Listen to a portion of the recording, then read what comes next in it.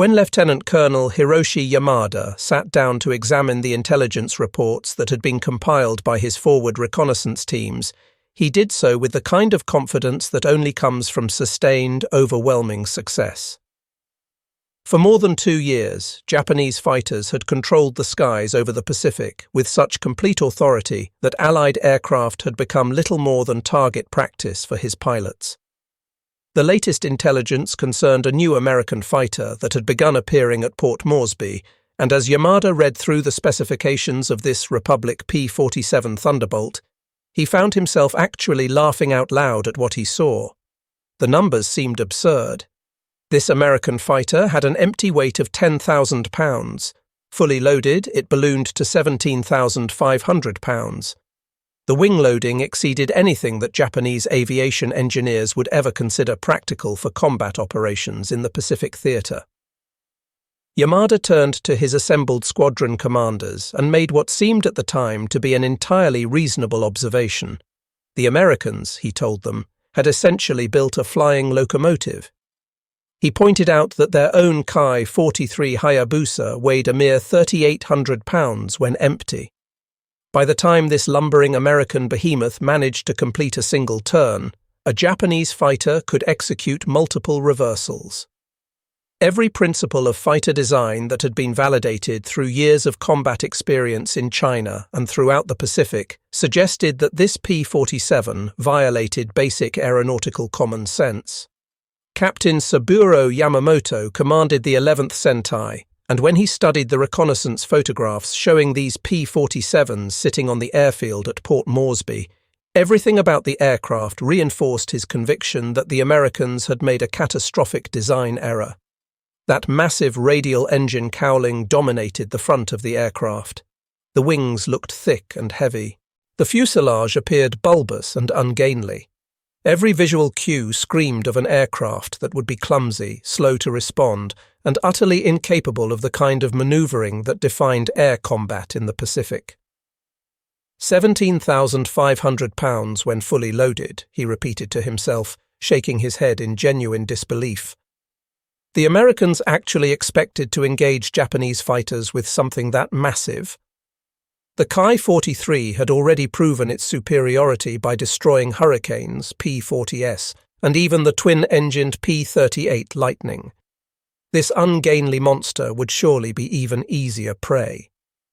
The mathematics supporting Japanese confidence seemed absolutely undeniable.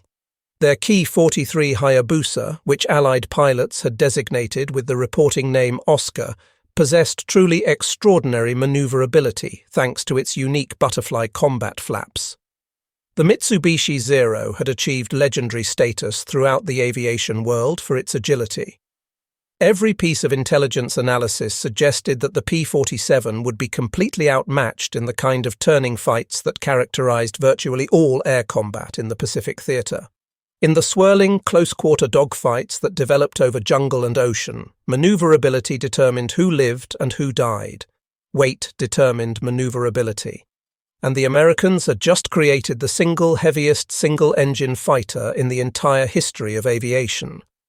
Major Takeo Kato had accumulated 47 combat missions over China and the Philippines, making him one of the more experienced pilots in the Japanese Army Air Force. When he examined the P-47 specifications, he did so with the eye of someone who had perfected the art of the turning fight. His pilots had become masters at drawing enemy aircraft into low-speed, high-angle engagements where the Ki-43's extraordinary maneuverability became an absolutely decisive advantage. Looking at the technical assessment of the P-47, Kato pointed out to his fellow officers that the American fighter supposedly achieved a maximum speed of 426 miles per hour, but only at an altitude of 30,000 feet.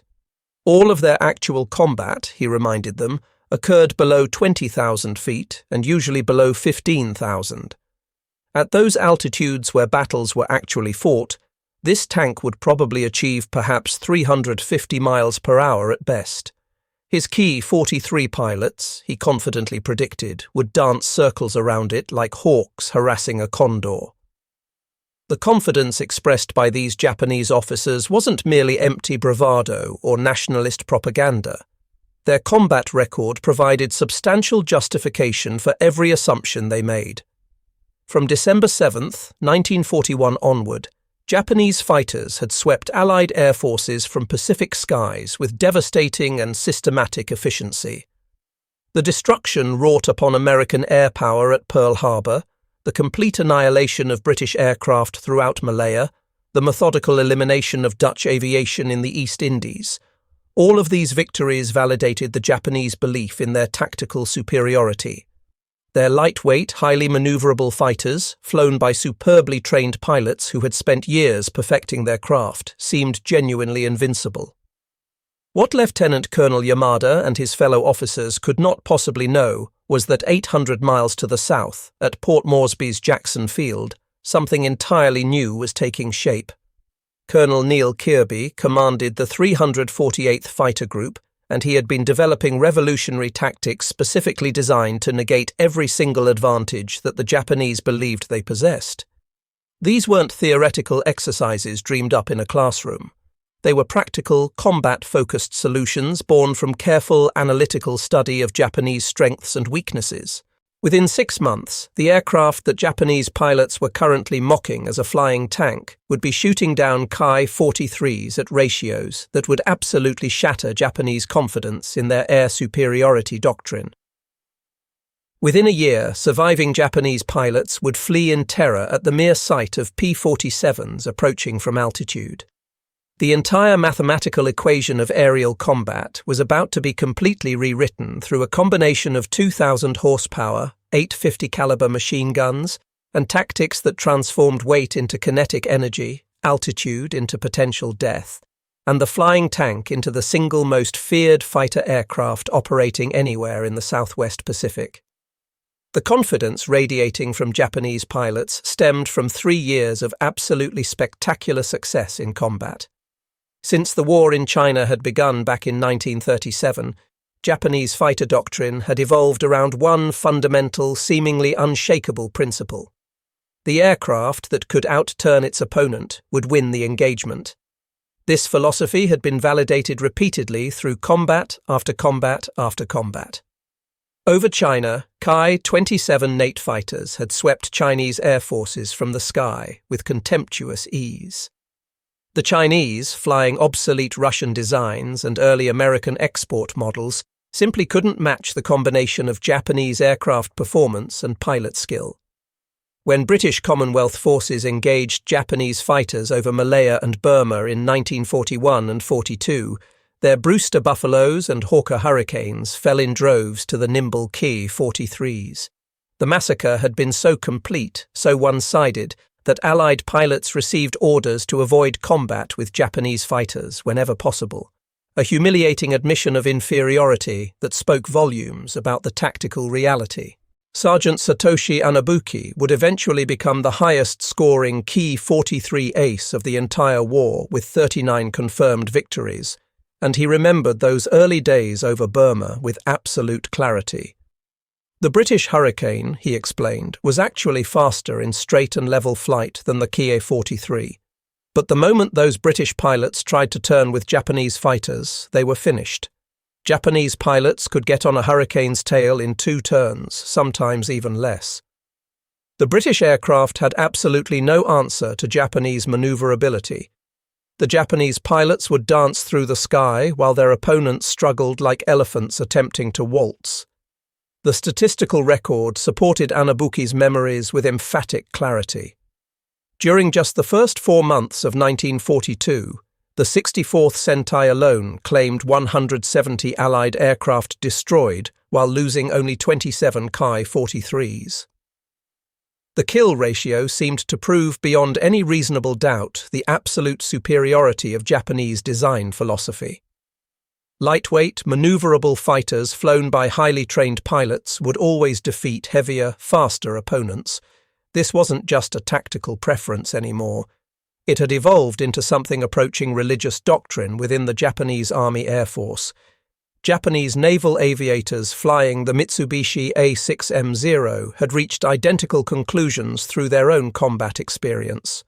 Lieutenant Commander Tadashi Nakajima was a combat veteran of both Pearl Harbor and the Indian Ocean raids, and in a tactical briefing conducted in 1943, he stated with absolute conviction that American pilots flew like accountants, by the book, predictably, without imagination. They relied on armor and firepower, he argued, because they lacked the fundamental skill required for true aerial combat. When American pilots encountered Japanese fighters, their instinct was to try diving away. Sometimes they escaped. When they tried to actually fight, they always lost. American aircraft, Nakajima declared, were designed by engineers who had never seen combat, who had never felt what he called the dance of aerial battle. This assessment wasn't mere propaganda or wishful thinking born of national pride. Japanese pilots possessed legitimate, concrete reasons for their supreme confidence. The Ki-43's combat record was extraordinary by any objective measure. During the conquest of the Netherlands East Indies, a single flight of 9 Ki-43s had engaged 20 Dutch fighters over Java, destroying 11 of them without suffering a single loss. Over Rangoon in December 1941, 20 Ki-43s had fought 30 RAF fighters, claiming 18 destroyed for the loss of only 2 Japanese aircraft. These weren't inflated claims of the type that typically characterized aerial combat reporting. Allied records largely confirmed these devastating losses. The evidence seemed absolutely overwhelming that Japanese tactical doctrine represented something genuinely superior to anything the Western powers could offer. The Ki-43 achieved its remarkable maneuverability through what can only be described as obsessive weight reduction combined with innovative design features. That empty weight of just 3,803 pounds came from using the absolute thinnest aluminum skin that structural integrity would allow. Japanese designers eliminated armor protection entirely. They forewent self-sealing fuel tanks. They mounted minimal armament, consisting of just 2 7.7mm machine guns, later upgraded to one 7.7mm and one 12.7mm gun. Every single component underwent scrutiny for potential weight savings.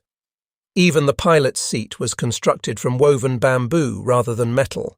The butterfly combat flaps, which were unique to the Ki-43, could be deployed even at speed to dramatically reduce turning radius, allowing the fighter to reverse direction with almost impossible quickness. These flaps provided the Ki-43 with a turning advantage over every single Allied fighter then in service. Captain Yohei Hinoki survived the war with 12 victories, and he explained the Ki-43's advantage with the enthusiasm of someone describing a beloved tool perfected through long use. Japanese pilots could hang their aircraft on the propeller, he said, nearly motionless in the air, and still maintain complete control. American fighters would stall and spin if they even attempted to match such performance. At low speeds, Japanese fighters were genuinely invincible. The key to victory lay in forcing combat into their realm, below 200 miles per hour, where weight became a liability rather than an advantage. Hinoki and his fellow pilots called it dancing in the air. The Americans, he observed with a mixture of pity and contempt, simply couldn't dance. Japanese pilots had studied American aircraft extensively, analyzing captured examples and interrogating prisoners of war. The Curtiss P-40 Warhawk, which served as the workhorse of Allied air forces throughout 1942, weighed 6,000 pounds empty and couldn't match the Ki-43's climb rate or turning ability. The Bell P-39 Airacobra, with its unconventional mid-mounted engine placement, had proven so inadequate in combat that American pilots themselves called it the Iron Dog, more dangerous to its own pilots than to the enemy. Even the Lockheed P-38 Lightning, with its twin engines and impressive firepower, had fallen regularly to Ki-43s over New Guinea during 1942. The P-38's size and complexity made it vulnerable in the close-quarter combat that Japanese pilots excelled at initiating and controlling. Intelligence Officer Major Hiroshi Onishi had compiled comprehensive combat reports demonstrating that from December 1941 through June 1942-1943, Ki-43 units claimed 550 Allied aircraft destroyed throughout the Pacific Theater while losing approximately 130 of their own. Even accounting for the typical overclaiming that characterized aerial combat reporting on all sides, the ratio strongly favored the Japanese approach to fighter design. The evidence seemed absolutely conclusive. Lightweight, maneuverable fighters would always defeat heavier opponents in the Pacific theater. But the P-47 Thunderbolt represented something entirely different from anything Japanese military analysts had encountered before. It embodied industrial warfare applied to fighter aviation with absolutely ruthless efficiency. Where Japanese designers had pursued perfection through minimalism and weight reduction, Republic Aviation's Alexander Kartveli had pursued dominance through sheer excess. The P-47's Pratt & Whitney R2800 double wasp engine produced 2,000 horsepower, with later versions achieving 2,300 horsepower using water injection. This represented more than double the 980 horsepower generated by the Ki-43's Nakajima Ha-25 engine. Such a massive power plant required an equally massive airframe, resulting in dimensions that absolutely dwarfed every other single-engine fighter of the entire war. The development history of the P-47 represented American industrial philosophy perfectly distilled. When the Army Air Corps issued specifications for a new fighter in 1940, Republic Aviation didn't even attempt to build the lightest or most maneuverable aircraft possible. Instead, they built the most powerful, most heavily armed, most survivable fighter that contemporary technology would allow. The turbo supercharger system alone weighed more than some entire Japanese aircraft engines, but it allowed the P-47 to maintain power at altitudes where other fighters were literally gasping for air. The first P-47s arrived in Brisbane, Australia on June 14, 1943, assigned to the 348th Fighter Group commanded by Lieutenant Colonel Neil Kirby. The aircraft had been shipped as deck cargo, partially disassembled, requiring extensive work to make them combat-ready. After assembly and testing at Eagle Farm Airfield, the group began the long flight to Port Moresby, arriving on June 23rd. Kirby was definitely not a typical fighter group commander. An analytical thinker who had studied engineering before joining the Army Air Corps, he immediately recognized that traditional dogfighting tactics would represent absolute suicide in the P-47. The aircraft's weight and size made it completely unsuitable for turning combat, but those same characteristics provided advantages that could be systematically exploited with proper tactics. Instead of trying to turn with Japanese fighters, Kirby determined that he would use the P-47's genuine strengths. It possessed phenomenal dive speed approaching the sound barrier. It carried heavy firepower capable of destroying any target with a brief burst. It could fight effectively above 25,000 feet, where Japanese engines struggled desperately for power. The turbo supercharger gave the P-47 a decisive advantage at altitude, maintaining sea-level power up to 25,000 feet, while Japanese fighters lost 50% of their power by 20,000 feet. Technical Sergeant William Anderson served as crew chief for the 348th Fighter Group, and he remembered the first impression these aircraft made with vivid clarity. When those jugs rolled off the transport ships, Anderson recalled, everyone thought somebody had made a terrible mistake somewhere along the supply chain. The aircraft were enormous, like flying boxcars. The propeller alone measured 13 feet in diameter, larger than the entire wingspan of some training aircraft. Pilots who had been flying P-39s and P-40 Walkers walked around these massive machines shaking their heads in disbelief. How were they supposed to fight Zeros with something that looked like a flying barn? Some pilots actually requested transfers immediately rather than fly what they perceived as a death trap. But Kirby possessed a vision that would fundamentally revolutionize air combat throughout the Pacific. He instituted a rigorous training program that systematically broke every established rule of conventional fighter tactics. There would be no more turning fights where individual pilot skill determined outcomes, no more low-altitude furballs where maneuverability mattered most. The P-47s would climb to 30,000 feet, patrol at high altitude exploiting their superb turbo superchargers, then dive on Japanese formations from above at speeds approaching 500 miles per hour. At that velocity, the 850 caliber machine guns would unleash 100 rounds per second, each bullet capable of tearing through the Ki-43's unarmored structure like tissue paper. Before Japanese pilots could even react to the attack, the P-47s would be gone, using their tremendous speed to zoom back to altitude on momentum alone.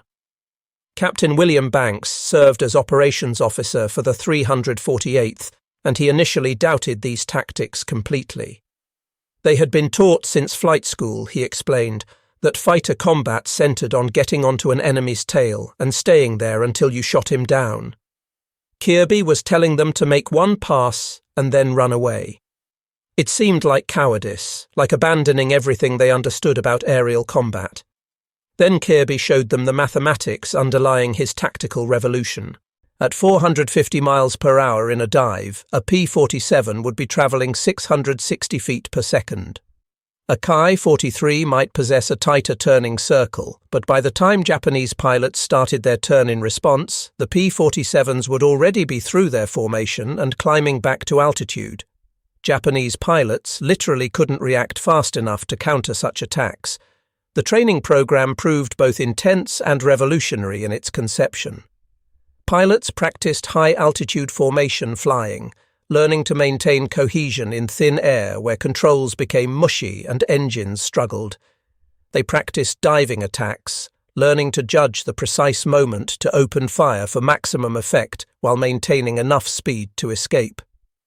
They practiced zoom climbs, converting speed back into altitude with maximum efficiency. Most importantly, they practiced iron discipline, resisting every natural temptation to engage in turning fights where the P-47's weight would become a fatal disadvantage rather than an asset. The first major combat test came on August 16, 1943, when two squadrons from the 348th encountered Japanese fighters over Tsili Tsili airstrip. Following Kirby's tactics with precise discipline, the P-47s climbed to 28,000 feet, while Japanese fighters patrolled at 15,000 feet, completely unaware of the threat positioned far above them. The Americans positioned themselves upsun, making visual detection nearly impossible, then rolled into near-vertical dives, accelerating through 400 miles per hour. The first indication Japanese pilots received of the attack was when their wingmen simply exploded in mid-air. Flight Lieutenant Hiroshi Yamamoto was flying a Ki-43 with the 68th Sentai, and he survived this encounter to file a combat report later. They were flying their standard patrol pattern, Yamamoto reported, when Suzuki's aircraft simply disintegrated without any warning whatsoever. Before they could even react or look around for the enemy, two more aircraft exploded in rapid succession. The formations scattered desperately, looking in every direction for attackers, but the Americans were already gone, climbing back to altitude at what seemed like impossible speed. The Japanese pilots could only watch helplessly as the P-47s disappeared into the sun. 3 Japanese aircraft had been destroyed without any loss to the attacking P-47s, completely validating Kirby's revolutionary tactical concepts. The engagement lasted less than 30 seconds from first dive to final climb, but its impact would resonate throughout the Japanese Army Air Force for months to come. For the first time in the war, Ki-43 pilots had been rendered completely helpless, unable to bring their superior maneuverability into play at all. The real test of these new tactics came on September 4, 1943, when Kirby personally led a mission that would demonstrate the P-47's absolutely devastating potential. Taking off from Port Moresby with 3 wingmen, Kirby climbed to 31,000 feet, pushing well beyond the Ki-43's effective operational ceiling. Below them, scattered across different altitudes, were Japanese aircraft returning from a mission. Kirby studied the formation carefully, calculating angles, speeds, and escape routes with the precision of an engineer approaching a mathematical problem. Then he waggled his wings, the signal to attack. The 4 P-47s rolled inverted and pulled through into 70-degree dives.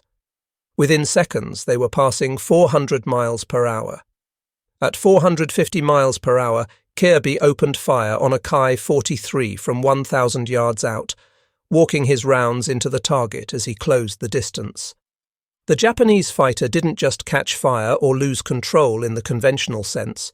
It literally disintegrated under the concentrated impact of 50 caliber rounds, with major components separating in mid-air. Kirby's momentum carried him completely through the Japanese formation before anyone could react.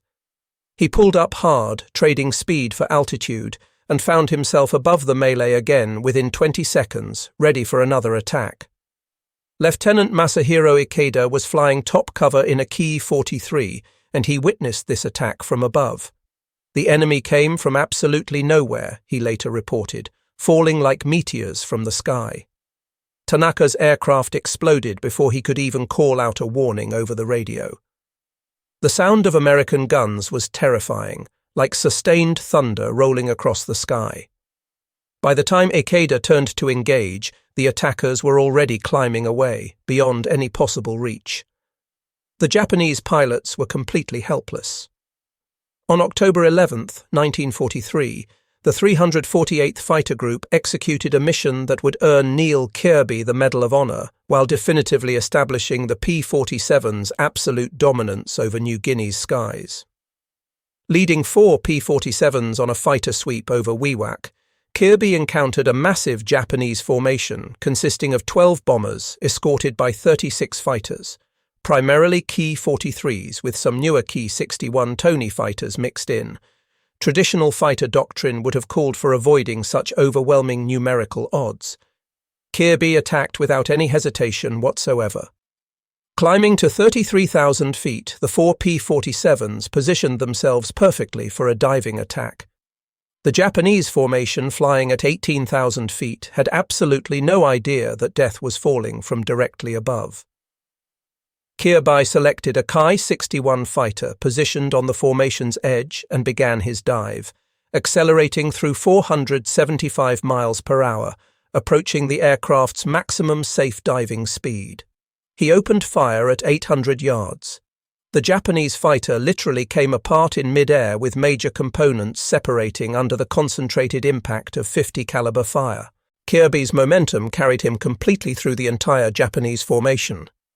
Using his tremendous speed, he zoom climbed back to 25,000 feet and immediately rolled into another attack.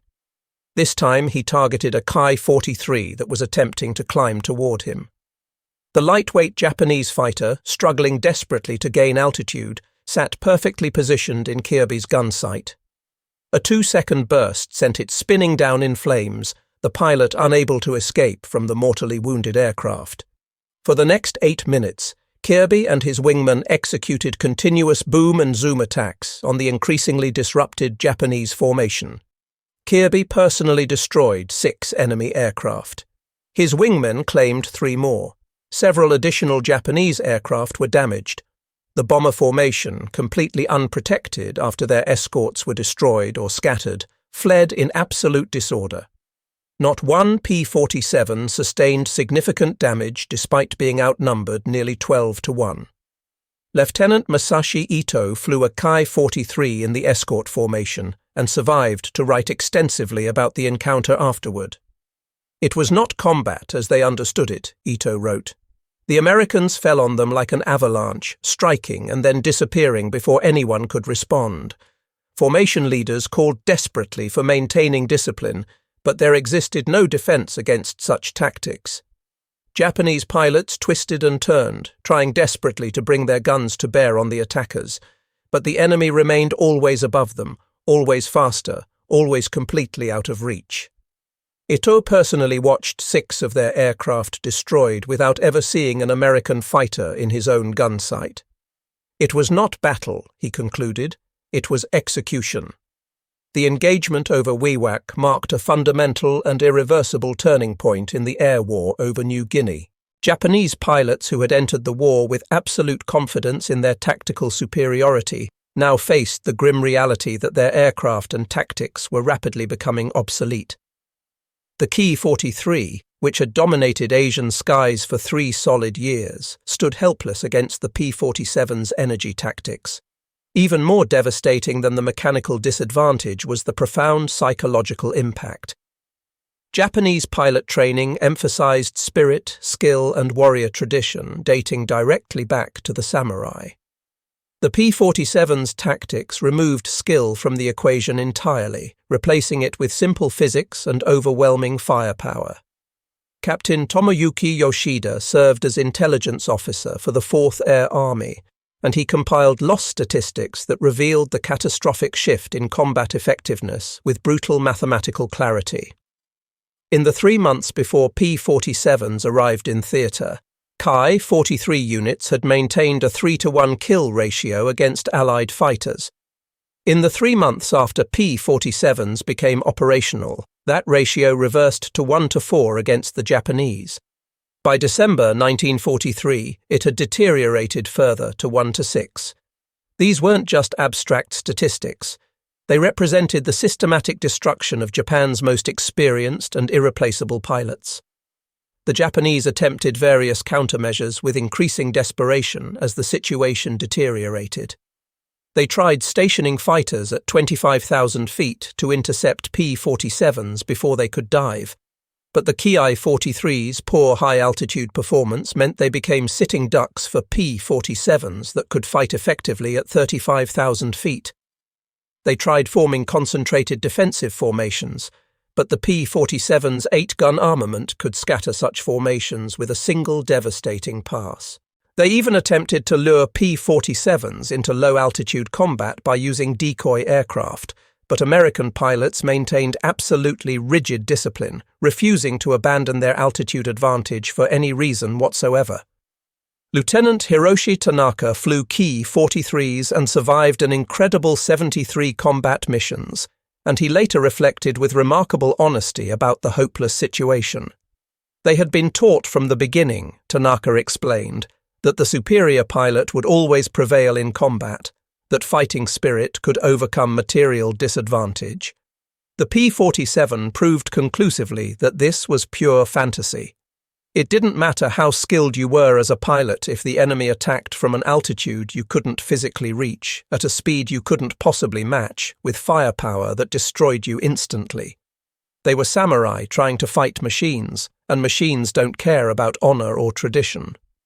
Technical analysis revealed the depth of Japanese disadvantage in stark mathematical terms that admitted no argument. The Ki-43's maximum speed at 15,000 feet was approximately 320 miles per hour. The P-47 could maintain 380 miles per hour at the same altitude and could exceed 500 miles per hour in a dive without structural failure. The Ki-43's 2 machine guns fired a combined 18 rounds per second with limited armor-piercing capability. The P-47's 8 guns fired 100 rounds per second, with each bullet capable of penetrating armor plate. The Ki-43 required precise, carefully aimed shooting to damage enemy aircraft. The P-47's sheer volume of fire meant that even moderate accuracy produced absolutely devastating results. But beyond mere technical specifications, the P-47 represented a fundamental difference in military philosophy that the Japanese military establishment struggled desperately to comprehend. Japanese aircraft were essentially artisan products, each one carefully assembled by skilled workers, with pilots trained for years to achieve aerial mastery.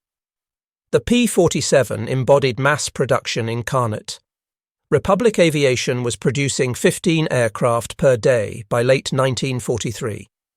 Pilots received 300 hours of flight training before deployment, adequate but certainly not exceptional.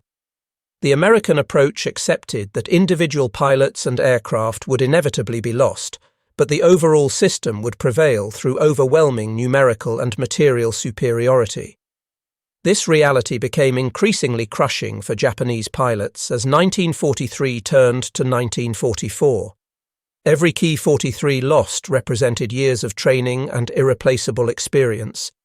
Every P-47 lost was replaced within weeks by an improved model with a freshly trained pilot. The Americans could afford to trade losses 1 for 1, even 1 for 2. The Japanese couldn't afford to trade at any ratio whatsoever. The mathematics of attrition warfare were absolutely inexorable and completely unforgiving.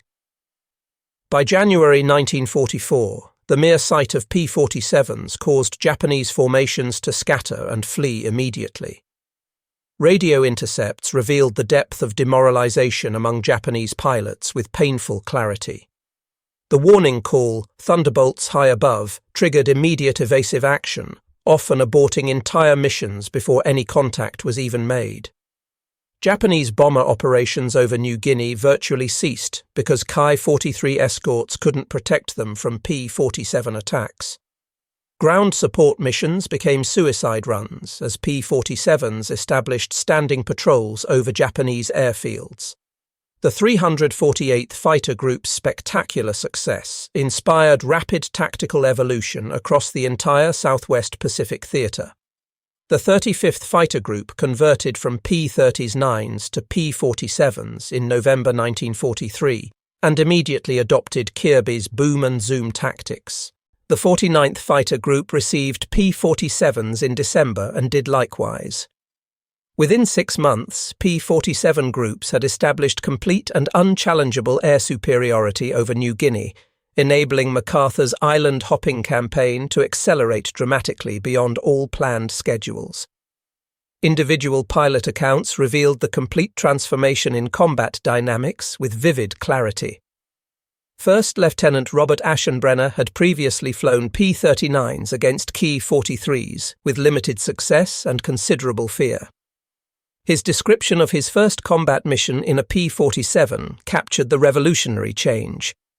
In the P-39, he explained, every single engagement with a Ki-43 was genuinely life or death, desperately trying to get a shot while simultaneously avoiding Japanese guns. In the P-47, they were essentially untouchable.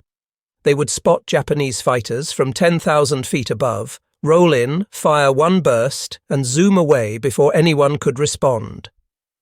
The Japanese couldn't touch them. It wasn't even combat anymore, Aschenbrenner reflected. It was execution. He felt sorry for them, honestly. The Japanese response revealed growing desperation and belated recognition of their deteriorating position. The 14th Sentai received new Ki-84 Frank fighters in March 1944, aircraft specifically designed to counter the P-47's advantages with improved speed and altitude performance. But there were far too few Ki-84s, arriving far too late, flown by increasingly inexperienced pilots. The massive industrial disparity meant that for every advanced Japanese fighter produced, America was simultaneously producing 20 P-47s. Major Teruhiko Kobayashi was one of Japan's most successful fighter pilots, with 30 confirmed victories when P-47s shot him down on April 29, 1944. Rescued after parachuting into the jungle and eventually returned to duty, he reported with remarkable and painful candor that the enemy they faced now bore absolutely no resemblance to the one they had defeated in 1942. The Americans had learned to systematically exploit their material advantages while simultaneously denying the Japanese the close combat where skills mattered. The P-47, Kobayashi concluded, wasn't just an aircraft. It was a complete weapons system designed specifically to destroy Japanese fighters at ranges where they couldn't possibly respond. There existed no effective counter. Fighting P-47s was like confronting men armed with rifles while carrying only swords. The mathematics of aerial combat had indeed changed fundamentally, but not remotely in the way Japanese pilots had expected at the war's beginning. Where they had calculated turning radius and rate of climb as determining factors, P-47 pilots calculated energy management and firepower density. Where Japanese pilots sought the perfect deflection shot with carefully limited ammunition, P-47 pilots saturated target areas with overwhelming firepower. Where Japanese doctrine emphasized individual warrior spirit and personal honor, American doctrine emphasized systematic efficiency achieved through superior technology and disciplined tactics. By mid-1944, the transformation was complete and absolutely irreversible. Ki-43 units that had swept Allied air forces from Asian skies in 1942 were now reduced to hit-and-run tactics, avoiding combat whenever remotely possible. Some Japanese units recorded 50% aircraft losses per month, unsustainable attrition that simply could not be replaced. Meanwhile, P-47 groups continued expanding steadily, with new aircraft arriving weekly, each one incrementally improved based on accumulated combat experience. The P-47D models arriving in mid-1944 featured bubble canopies providing improved visibility, paddle blade propellers for better climb performance, and increased ammunition capacity. The P-47's success extended far beyond direct air-to-air combat statistics. The aircraft's ability to carry 2,500 pounds of bombs made it a devastating ground attack platform. Japanese supply lines, previously protected by fighter cover and sheer distance, became absolute death traps. P-47s would sweep ahead of advancing American ground forces, systematically destroying Japanese artillery positions, supply dumps, and vehicle convoys with complete impunity. The psychological impact on Japanese ground forces proved severe. The distinctive sound of P-47 engines triggered immediate dispersal to avoid devastating strafing runs. Captain Kazuo Sato served as staff officer with the 18th Army, and he described the impact in his post-war memoir with bitter clarity. The Thunderbolts made any daylight movement completely impossible, Sato wrote. They had to move supplies exclusively at night, in small groups, constantly watching the sky in terror.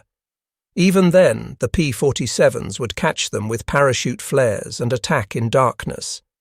Japanese soldiers called them death from above because there existed no defense, no warning.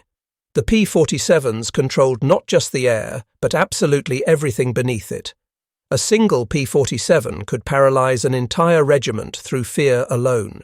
Neil Kirby's death on March 5, 1944, ironically demonstrated both the P-47's tremendous strengths and the absolutely critical importance of maintaining tactical discipline at all times.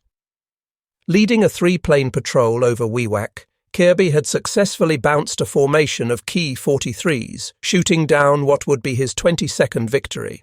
But instead of immediately zooming back to altitude as doctrine absolutely demanded, he turned to confirm the kill, bleeding off precious speed in the turning maneuver. 3 Ki-43s from the 77th Sentai caught him at low altitude and low speed, where their maneuverability advantage suddenly mattered again. Even then, it required concentrated fire from all 3 aircraft to finally bring down the rugged P-47.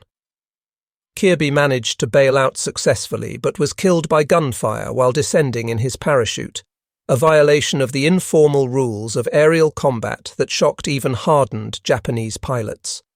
His death served as a stark reminder to all P-47 pilots that if they abandoned the tactics that made the aircraft dominant, even the mighty Thunderbolt became vulnerable to Japanese fighters. The incident powerfully reinforced tactical discipline among American pilots, who recognized with renewed clarity that the P-47's advantages disappeared completely if they attempted to dogfight like their opponents wanted. The loss of Kirby, who had virtually single-handedly created the tactics that made the P-47 successful in the Pacific, was deeply felt throughout the entire 5th Air Force.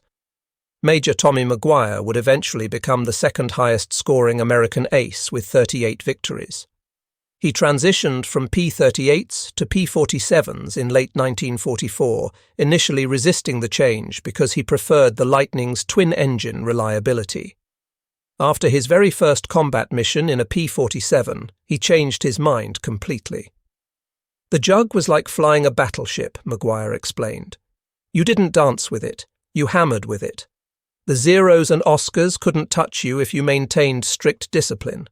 The moment you tried turning with them, you were dead. But if you kept your speed up and maintained your altitude advantage, you were genuinely invincible. Success wasn't about flying skill anymore, Maguire concluded. It was purely about tactical discipline. The psychological transformation among Japanese pilots was complete by early 1945. Veterans who had entered the war as confident hunters now thought only of survival.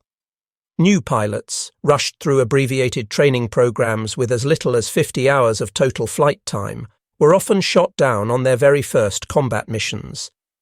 The Ki-43, which had symbolized Japanese air superiority at the war's beginning, became known among its own pilots as the Flying Coffin.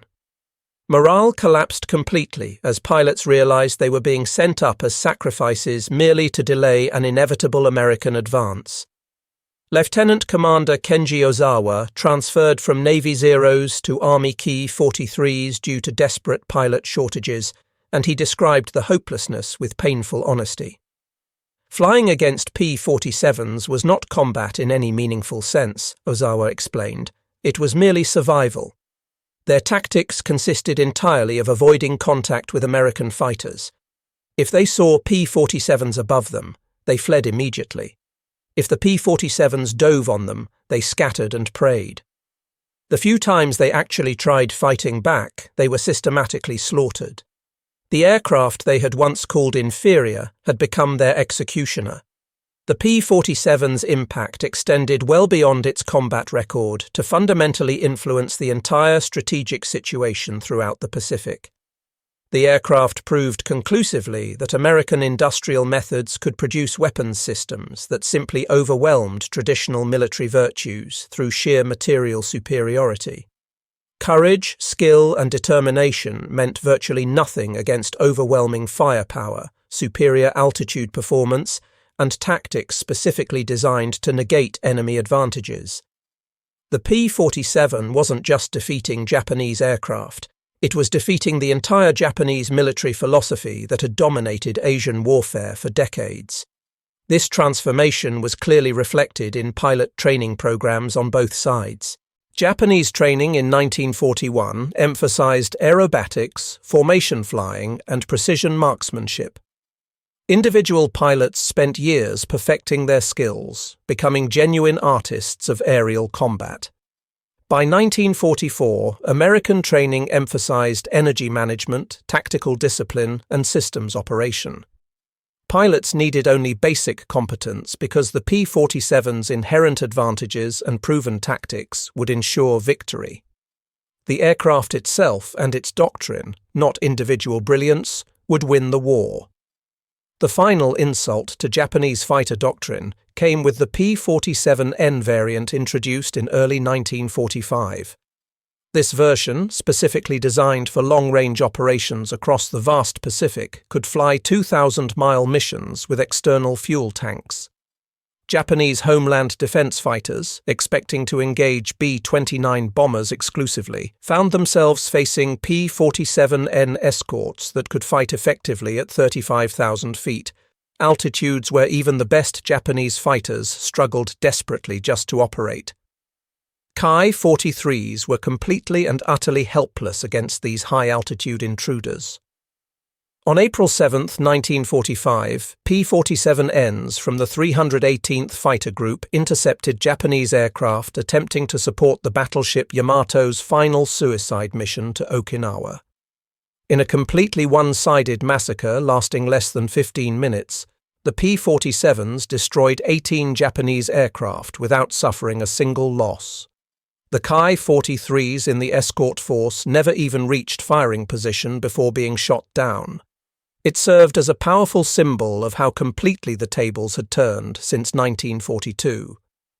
The industrial mathematics behind the P-47's dominance were absolutely staggering and completely decisive. Republic Aviation produced 15,683 P-47s during the war, more aircraft than all Japanese fighter types combined. Each P-47 required 30,000 man-hours to produce. Japanese aircraft required nearly 50,000 due to less efficient production methods. The American pilot training program was producing 30,000 pilots annually by 1944. Japan managed fewer than 2,000, and these were of steadily decreasing quality as experienced instructors were pulled directly into combat. The P-47's 850 caliber machine guns carried 3,400 rounds total, enough ammunition for nearly 35 seconds of continuous fire. The Ki-43's two guns carried enough ammunition for less than 15 seconds of sustained fire. In a single engagement, a P-47 could deliver more total destructive power than a Ki-43 could deliver across 3 complete missions. This firepower disparity meant that even glancing hits from a P-47 often proved fatal to lightly constructed Japanese aircraft, while Ki-43s needed sustained, precisely accurate fire to damage the robust American fighter. The resilience and durability of the P-47 became absolutely legendary among both American and Japanese pilots. The aircraft's air-cooled radial engine could absorb tremendous damage and continue operating. The pilots sat protected by armor plate, bulletproof glass, and the massive engine itself acting as a shield. Numerous P-47s returned safely to base with cylinder heads shot completely off, oil lines severed, and hundreds of bullet holes riddling wings and fuselage. Captain Robert Johnson's P-47 famously survived an encounter with a German FW-190 Ace who expended his entire ammunition load attempting to shoot down the damaged Thunderbolt, only to have Johnson wave at him cheerfully as both aircraft ran completely out of ammunition. In stark contrast, the Ki-43's complete lack of armor protection and self-sealing fuel tanks meant that even rifle-caliber hits could prove instantly fatal.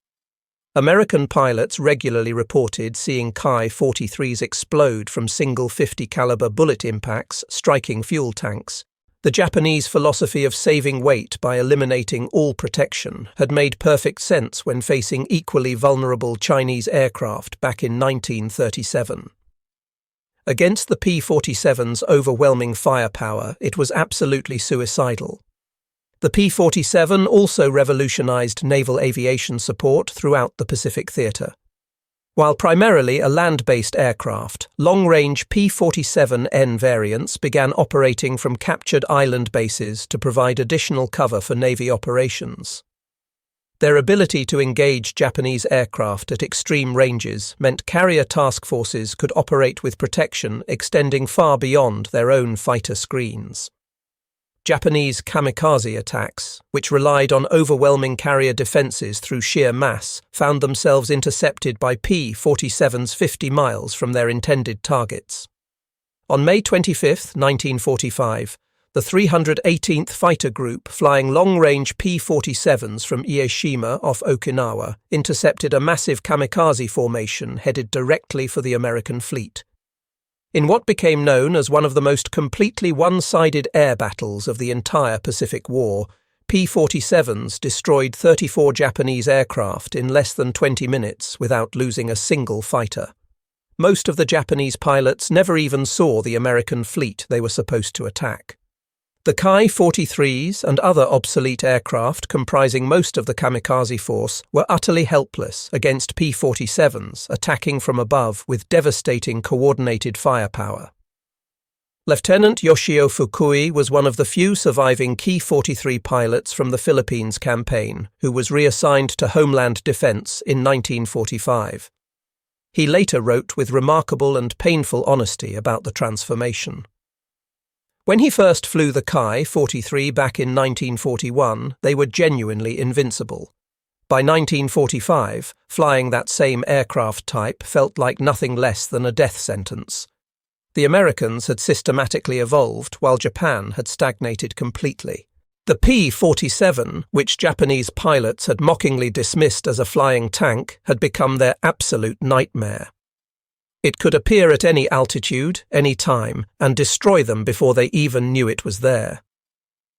Statistical analysis conducted by the United States Strategic Bombing Survey revealed the totality of Japanese defeat in fighter combat with brutal mathematical clarity. By war's end, Japan had lost approximately 38,000 aircraft of all types, with 60% destroyed in aerial combat. The overwhelming majority of these losses occurred in the war's final 2 years, precisely when P-47s and other advanced American fighters achieved absolute and unchallengeable superiority. The Ki-43, which had accounted for more Allied aircraft destroyed than any other Japanese fighter type in 1942, ended the war with pilots receiving explicit instructions to avoid combat with American fighters at all costs under any circumstances. Post-war analysis revealed the absolute completeness of the American victory in stark terms. By August 1945, the United States had 2,000 operational P-47s deployed throughout the Pacific Theater. Japan had fewer than 100 operational Ki-43s remaining, most flown by pilots with less than 100 hours total flight time. American pilots were rotating home after completing standard combat tours. Japanese pilots flew continuously until they died. American units were receiving the latest P-47N models with improvements across every system. Japanese units were desperately cannibalizing wrecked aircraft merely to keep anything flying at all. The final recorded combat between P-47s and Ki-43s occurred on August 14, 1945, exactly 1 day before Japan's official surrender. 4 P-47s from the 507 fighter group encountered 6 Ki-43s over Tokyo Bay. In a brief engagement lasting less than 2 minutes, 3 Ki-43s were destroyed without any damage whatsoever to American aircraft. It served as a fitting end to a completely one-sided relationship that had developed over 2 years. The aircraft that Japanese pilots had confidently mocked as a flying tank had systematically and methodically destroyed their entire air force. Surviving Japanese pilots proved remarkably candid in their post-war assessments when interviewed by American intelligence officers.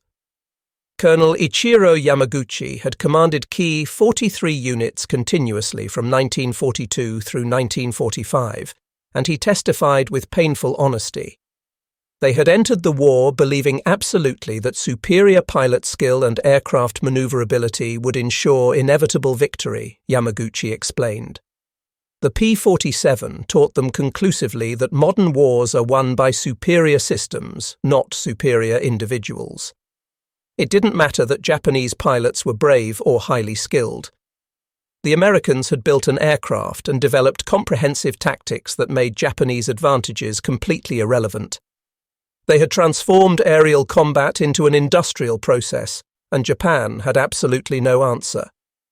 The technology gulf between the two nations was equally stark and undeniable. Post-war testing of captured Ki-43s by American test pilots revealed an aircraft that would have been genuinely competitive in 1940 standards, but was completely and hopelessly obsolete by 1943.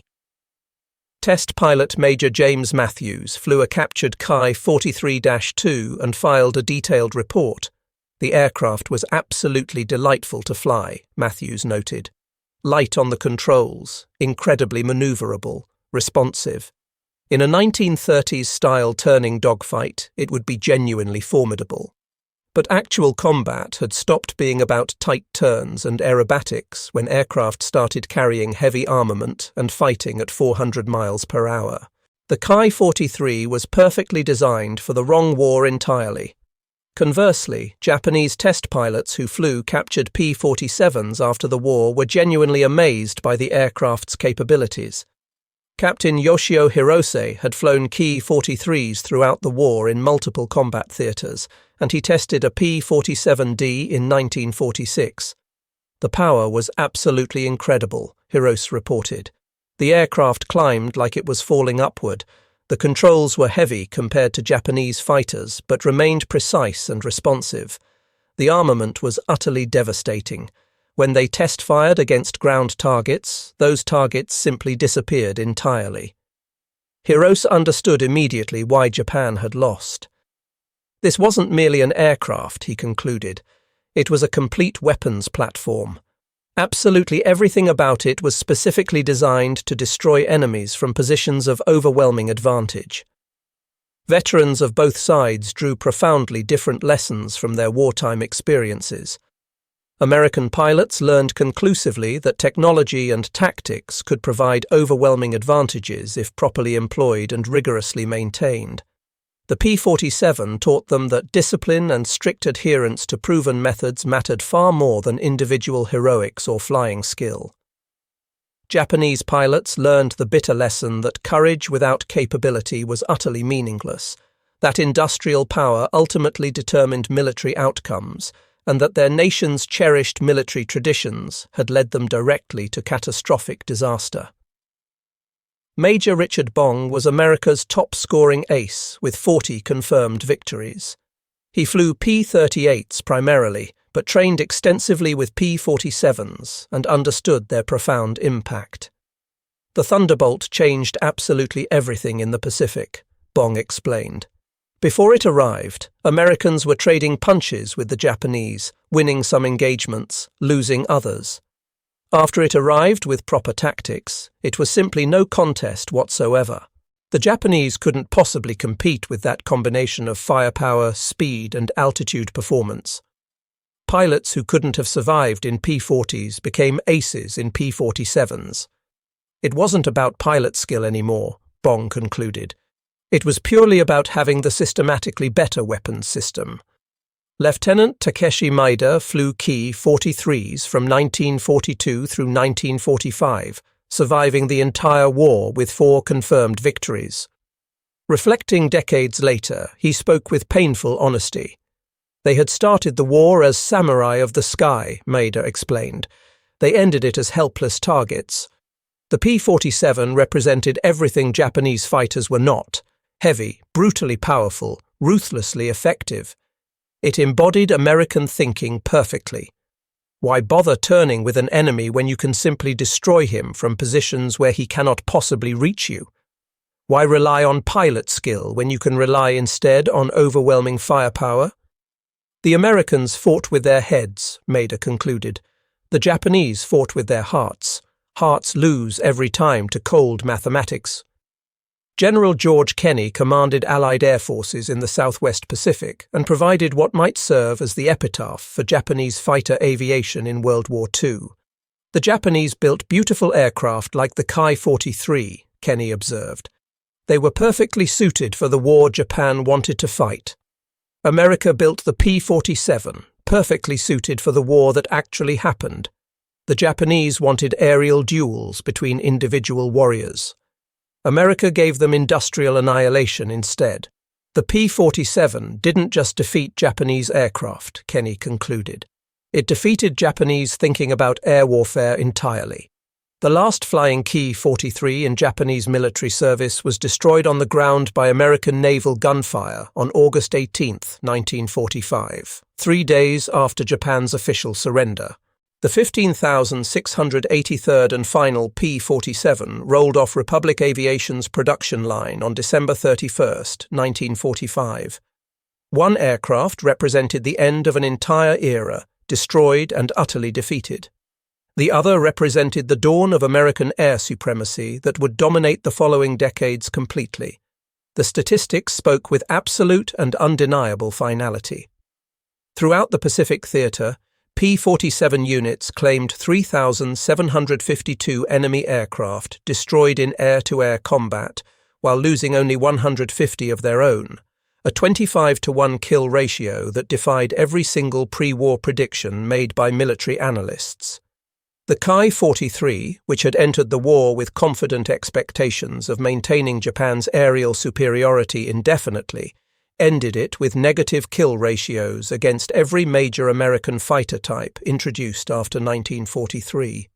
The Japanese pilots who had initially dismissed the P-47 as an impossibly heavy, clumsy fighter had learned through absolutely bitter experience that weight translated directly into diving speed, that size meant battlefield durability, and that 8 synchronized guns meant certain death. Their beautiful, agile Ki-43s, perfectly designed for the gentlemanly aerial duels they had imagined, were systematically swept from Pacific skies by an aircraft designed purely for overwhelming industrial force. The confident laughter had stopped completely at 400 miles per hour, with 8 guns firing, falling from 30,000 feet like an unstoppable avalanche of American industrial might that buried everything beneath it.